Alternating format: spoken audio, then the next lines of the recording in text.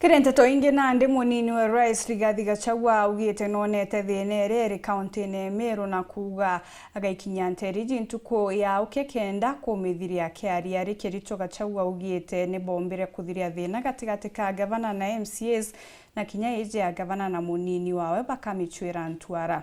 Ni araongerete na KUUGA batenda kuona rutere rwa kirimara rukiathukana ni untu ino kura cha RAIS nyingi chaumire. Siku mlichaguliwa, you are united, you are brothers.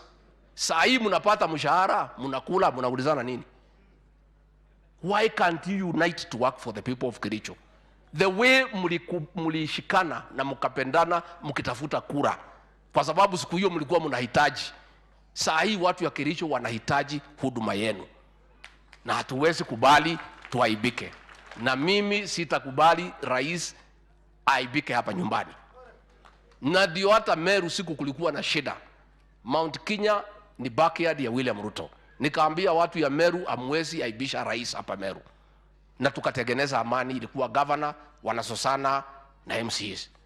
Sasa nasikia tena governor wameanza na deputy governor. Mimi naenda huko Sunday. Kwa sababu backyard ya president ni bonde la ufa na mlima. Hiyo ni pahali ya amani na kutulia. Ndio muweze kuvuna kwa hii serikali. Kwani mtavuna mkiwa na kelele? Tafadhali, let us not go that route.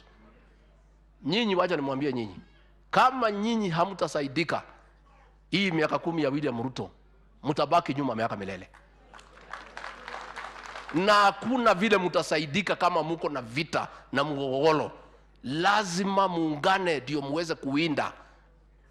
Mkisikia iko maneno barabara, mnashikana, mnakimbia kwa Mkomen, mnachukua barabara, mnarudi nyumbani. Mkisikia iko maji, mnakimbia, mnachukua. Mkisikia nimepata chakula kidogo, mnakimbia kwangu, mnachukua. Asante sana. Hiyo tutanyorosha.